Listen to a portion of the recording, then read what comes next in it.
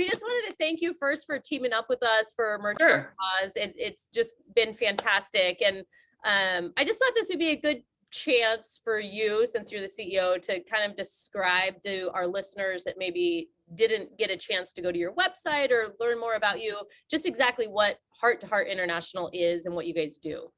Yeah, well, first of all, thank you for having me. It's really a pleasure to be able to join you here. And I'm very fortunate. I think I have one of the best jobs in the world to get to work at an organization like Heart to Heart.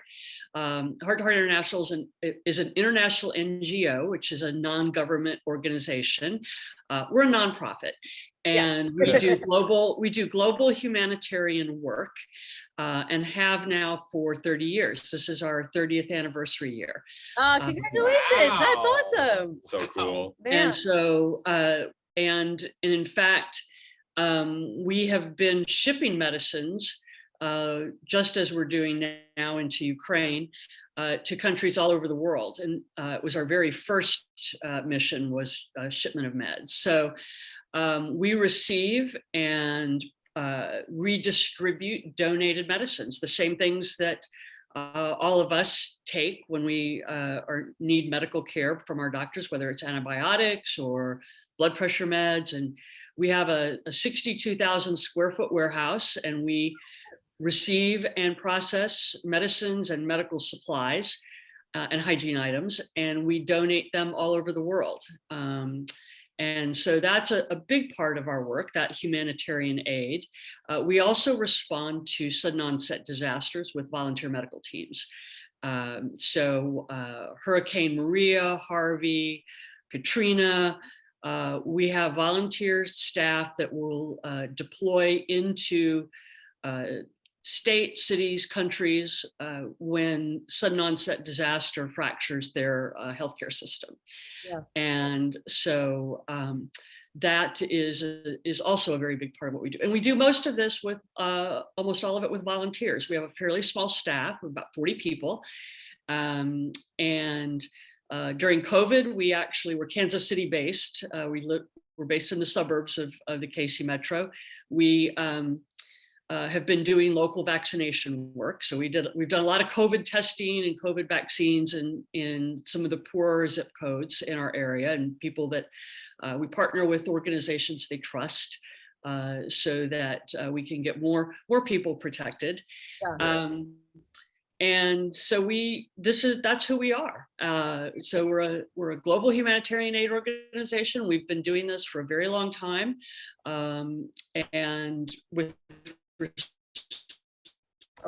our first shipment of medical supplies and medicines to Ukraine was 28 years ago. So we've been supplying meds to Ukraine regularly for almost all of our organization's history. The last shipment before the current conflict was September of last year.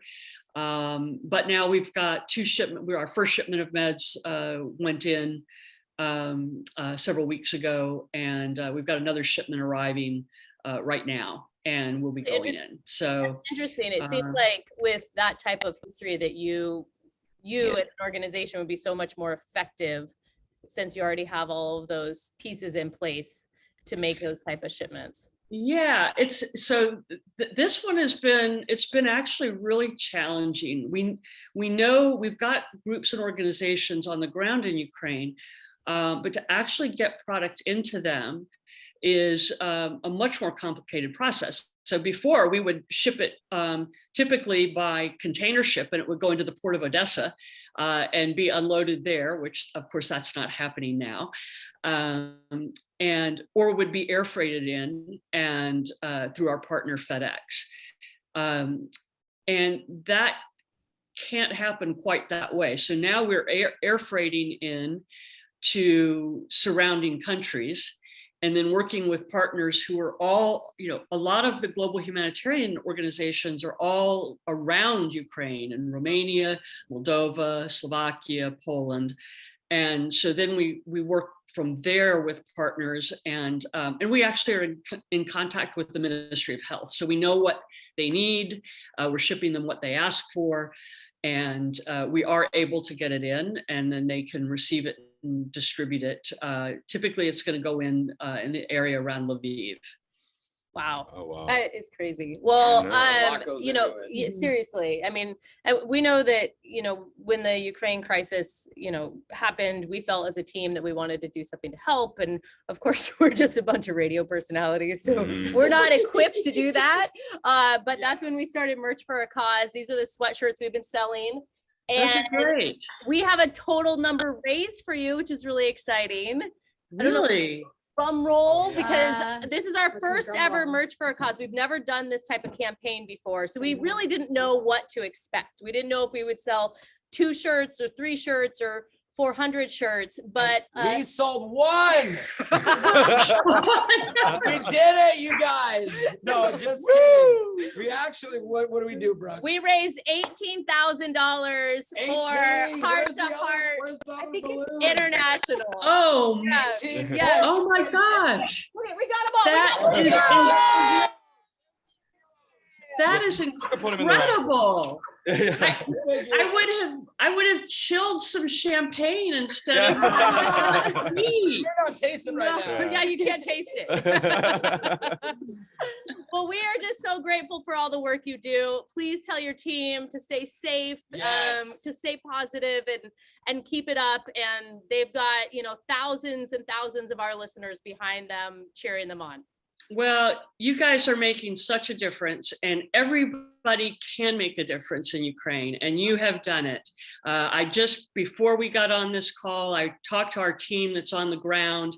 I'm not going to give any information on their location for their own safety and security, but just know that it's because of you and your listeners and the fact that you do care that there will be better access to healthcare for the people in Ukraine. So thank you so much. Worth it. Thank you. Yes. Thank you so much, Kim. Yay. Yeah. Have a great day. And Thanks. again, tell your team thank you.